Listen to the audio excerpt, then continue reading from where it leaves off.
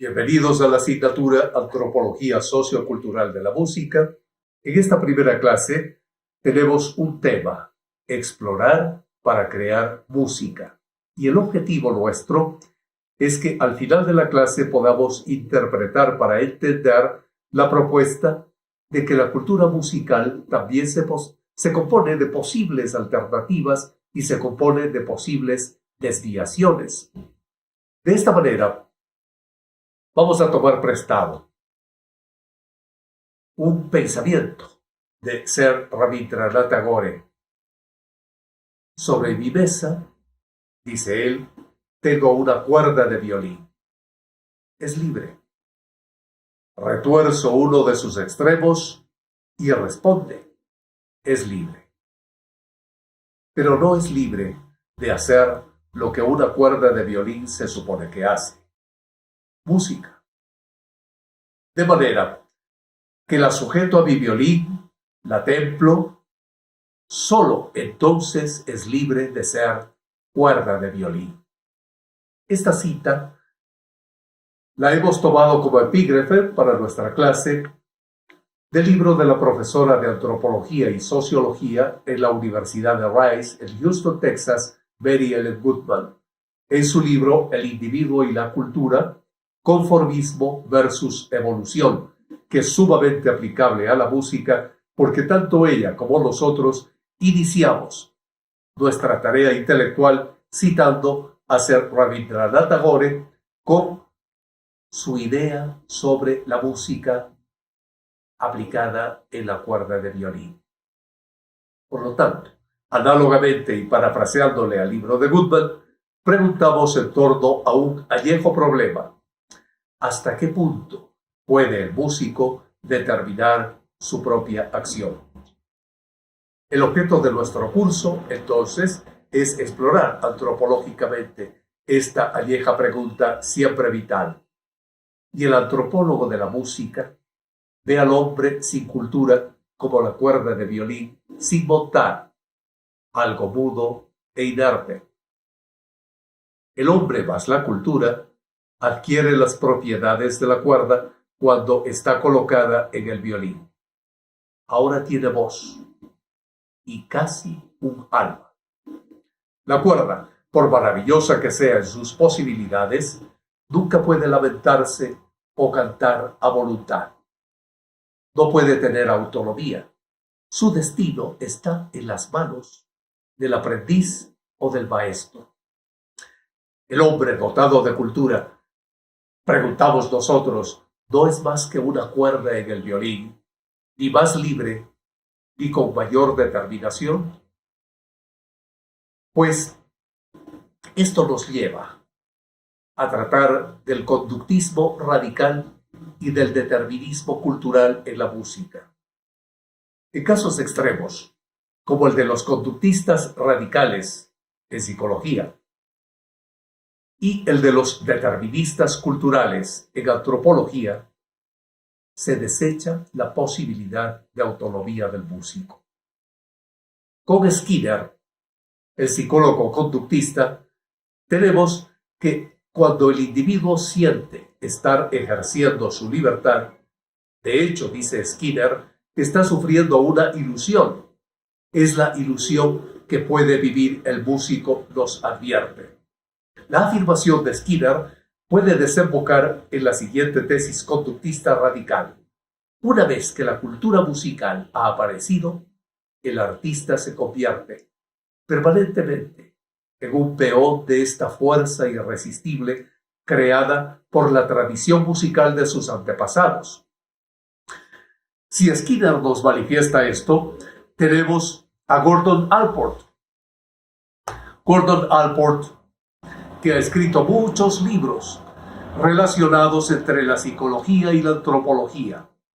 Y nuestra exploración, aquí tenemos un libro de Gordon Allport, para crear música, puede apoyarse en este autor, quien admite un cierto grado de integridad personal en el músico.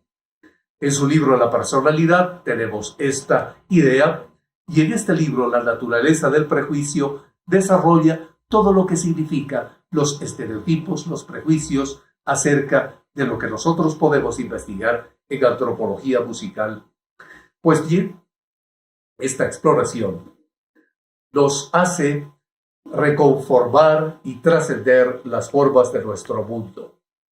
Al reconformar y trascender las formas de nuestro mundo desde una perspectiva antropológica, entramos en la relación cultura y personalidad en la música. Nuestra exploración en la antropología de la música está íntimamente relacionada con aquella relación a la vez de cultura y personalidad, por la que buscamos nuevos datos, nuevas conceptualizaciones. Y en esta búsqueda, el determinante social es la cultura y la personalidad musical.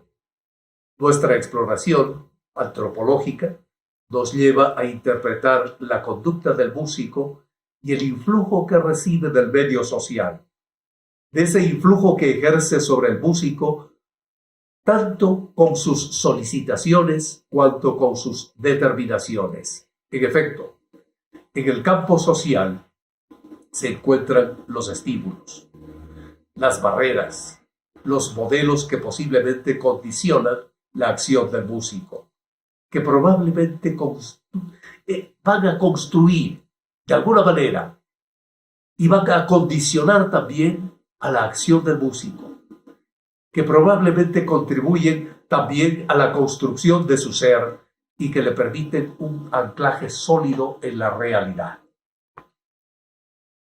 Si nos hemos ya fijado en Mary Ellen Goodman, nos hemos fijado en Rabindranath Tagore, nos hemos fijado en Gordon Allport, pues ahora nos toca ingresar a la casa del pensamiento de Claude Lévi-Strauss.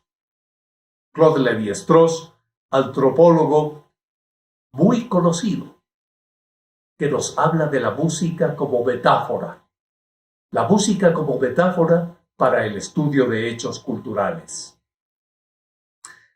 Claude Lévi-Strauss estudia la expresión de las estructuras mentales, de lo que en historia llamamos el utillaje mental. En antropología le denominamos estructuras mentales. Claude Lévi-Strauss planteó que la música, como la mitología, al igual, en tanto que son expresión colectiva las dos, la música permite expresar estructuras mentales comunes a quien las escucha y a quien las produce.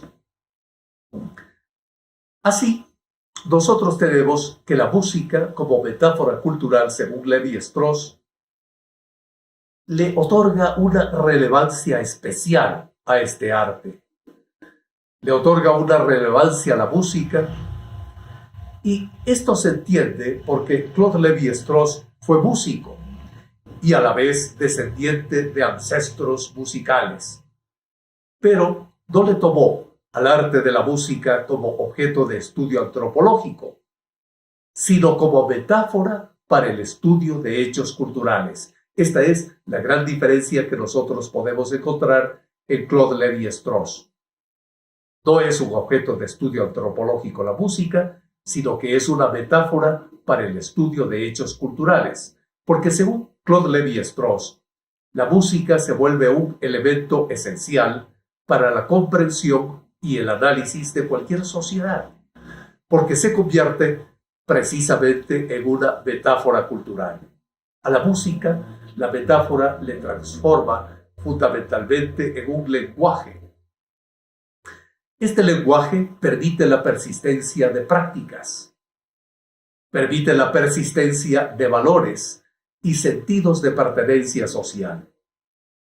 Este lenguaje de la persistencia cultural también se tiene en la mitología y en la danza, principalmente en las sociedades tradicionales. La música, pues, expresa así las estructuras mentales colectivas y simbólicas.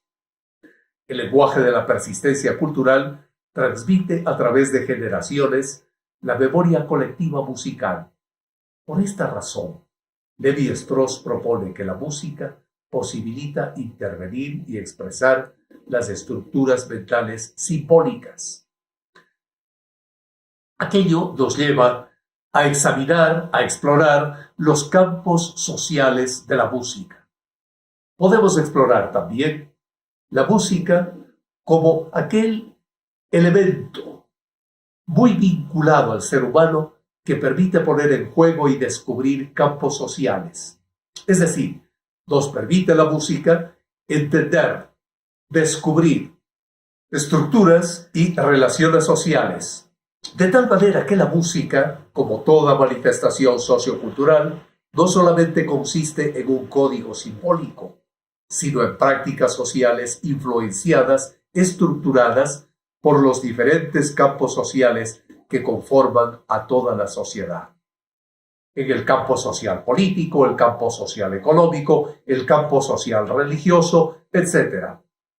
La música, a la vez, se ve sujeta a cambios individuales, lo cual hace que la significación pueda tener una importancia grande, ya que hace que esta significación que puede tener una pieza musical dependa de una enorme variedad de factores.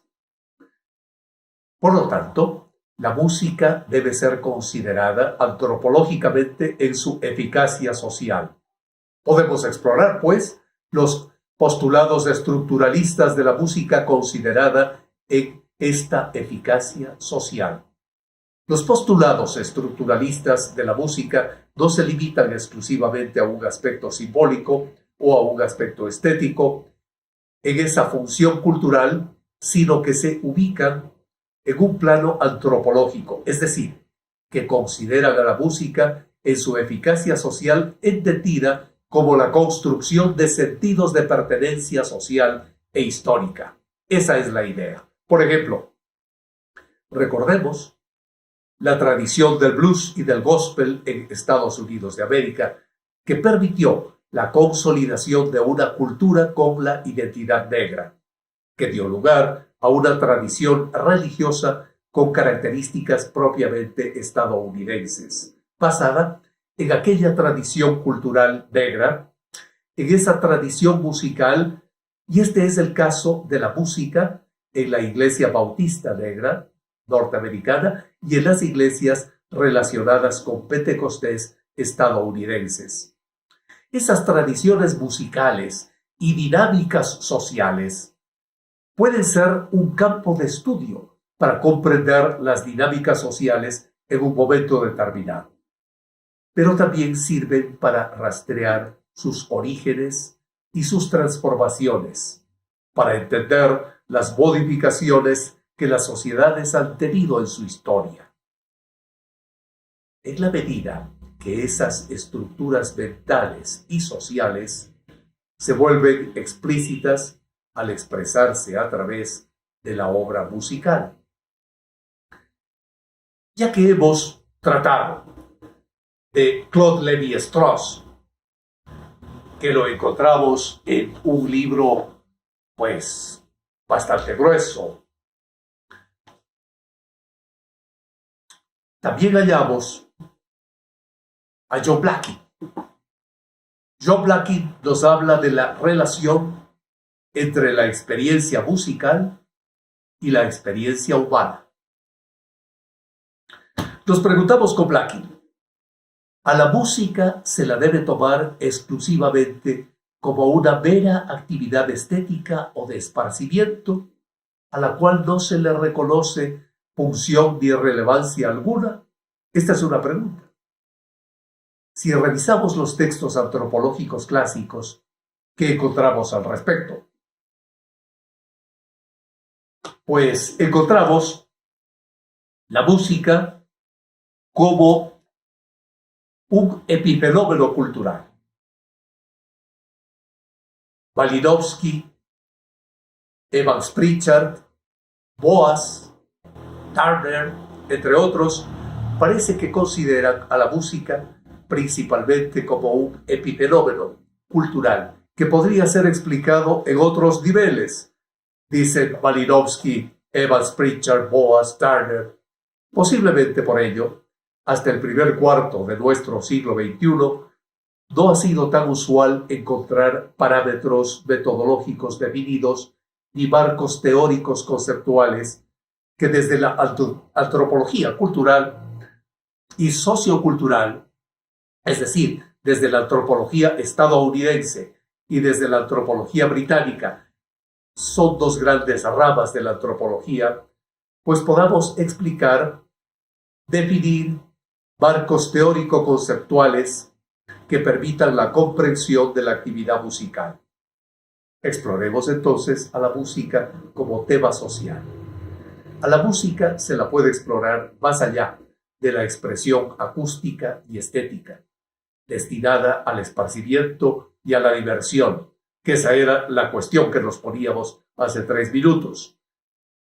La propuesta de Joe Blackie, a quien ya nos referimos, que es un musicólogo que estudió antropología con Bayer Fortes. La propuesta de Joe Blackie aporta a la antropología una guía para iniciar la exploración de la música como tema social. Al considerarla como sonidos humanamente organizados, se pueden hallar los procesos cognitivos propios de una cultura y de sus interacciones sociales, a partir de la cual se generan indicaciones metodológicas para su comprensión. Carecerá de sentido, entonces, el análisis formal si no se lo comienza con un análisis de la situación social que genera a la música. ¿Cuál es la definición antropológica de Blackie? Veámosla. La función de la música, dice Blackie, es reforzar ciertas experiencias que han resultado significativas para la vida social, vinculando a la gente estrechamente con ellas. Ahí terminamos lo que nos referimos a esta cita de Blackie y continuamos con Blackie porque el análisis antropológico de la música puede considerarse en el contexto sociocultural más amplio del cual forma parte y a partir del cual adquiere sentido y capacidad para construir formas de pertenencia social. Por ejemplo, es posible asumir lo que Blackie plantea al respecto. ¿Qué dice Blackie? Dice, no podemos seguir estudiando la música como una cosa en sí misma, cuando la investigación etnomusicológica deja claro que las cosas musicales no son siempre estrictamente musicales y que la expresión de relaciones tonales en patrones de sentido puede resultar secundaria respecto a las relaciones extramusicales que representan las notas. Podemos estar de acuerdo en que la música es sonido organizado, sigue diciendo Blackie, que la música es sonido organizado en patrones aceptados socialmente, que la actividad musical puede contemplarse como una forma aprendida de conducta y que los estilos musicales se basan en aquello que los seres humanos han decidido tomar de la naturaleza como parte de su expresión cultural, más que en aquello que la propia naturaleza les ha impuesto. Pero, sigue diciendo Blackie, la naturaleza de la que el hombre extrae sus estilos musicales no es externa a él. Incluye su propia naturaleza, sus capacidades psicofísicas y las maneras en que dichas capacidades han sido estructuradas por sus experiencias con personas y cosas, las cuales forman parte del proceso adaptativo de la maduración en la cultura. La música expresa, por lo tanto, un ethos cultural.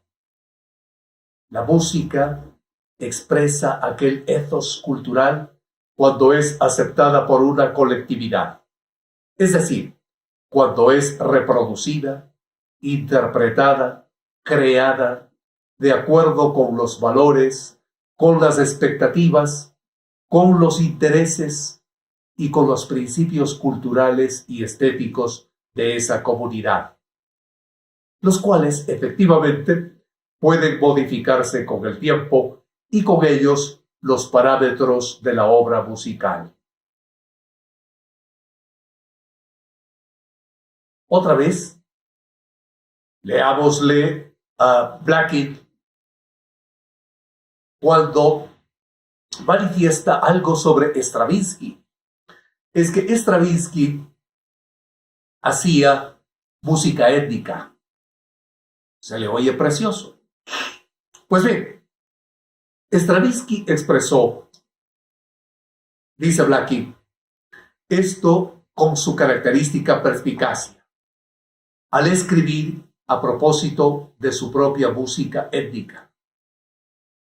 La música nos es dada con el único objeto de establecer un orden en las cosas, incluyendo, continúa Blackie, de modo muy particular la coordinación entre el hombre y el tiempo. Cada cultura posee su propio ritmo, en el sentido de que la experiencia consciente se ordena en ciclos de cambio estacional, crecimiento físico, actividad económica, profundidad y amplitud genealógica, vida y más allá, sucesión política y cualesquiera otros rasgos recurrentes a los que se dote de significación. Podemos entonces decir que la experiencia de la vida ordinaria tiene lugar en un mundo en tiempo real. La cualidad esencial de la música es su poder para crear otro mundo de tiempo virtual. Aquí terminamos con las ideas de Blackie y pasamos a tratar de explorar que la música expresa múltiples influencias y raíces. La música manifiesta las formas particulares de ser de cada pueblo. La eficacia de la función social de la música depende tanto de sus gustos y de los demás aspectos subjetivos de la colectividad, así como también depende de un contexto social que permite reproducirla. Ese contexto social está conformado por diferentes instituciones a nivel sociológico o antropológico. No estamos hablando de burocracias, no. Estamos hablando en antropología y en sociología de las instituciones encargadas de controlar y regular la producción musical. Por ejemplo, ¿qué regula la producción musical? ¿Qué controla la producción musical? La institución familiar. También las organizaciones religiosas, laicas, etc. Por supuesto, las disqueras, los sindicatos, el mercado, sin los cuales es impensable la obra musical como fenómeno social. La producción musical no solo es simbólica, también es material, como lo estamos viendo, con prácticas y procedimientos técnicos fundamentales para la misma, a través de los cuales se reproduce y explota la obra musical. Debemos tener en claro que la producción y reproducción musical se vinculan con múltiples factores. La producción y reproducción musical se vincula con el prestigio, se vincula con la obtención de dinero, se vincula con fines religiosos, se vincula con la recreación individual, etc., que se suman a la posibilidad real de acceso a la obra musical, a la composición, a la obtención de instrumentos y a la práctica, es decir, a la ejecución de la música. La música es la cultura mundial. Esto es lo que nos lleva la reflexión anterior. Cerramos la clase de hoy con la antropóloga Margaret Mead, que escribió La antropología y el mundo contemporáneo. En este libro y con este libro y en despedida de esta clase, hemos ingresado al campo de la antropología sociocultural, donde encontramos a la música que participa de lo que es la cultura. Es decir, la música entendida como una cultura que está dentro de una cultura más amplia, que es el conjunto de los modos de conducirse, o sea, de comportarse y de pensar, que son considerados necesarios en un grupo determinado. Desde esta concepción antropológica de la música, no es contradictorio admitir, por un lado, la influencia fundamental de los archicomplejos marcos culturales en cada músico, y por otro lado, se puede admitir la existencia de una libre personalidad del músico que, sin embargo, está matizada socialmente. Este enfoque se vuelve pleno de sentido en la antropóloga Margaret Mead, con quien concluimos y nos despedimos hoy diciendo, leo textualmente, como antropóloga, yo redactaría estas proposiciones como sigue. En general, cuanto más los pueblos del mundo reconocen ciertos símbolos, valores y propósitos a la vez como suyos propios, y de todos los pueblos del mundo, y dan a estos símbolos, valores y propósitos un alto lugar, el mundo es más una comunidad. Cerramos a Margaret Mead, cerramos todos nuestros otros libros, cerramos las ideas de hoy y les agradecemos por haber participado de esta primera clase de antropología sociocultural de la música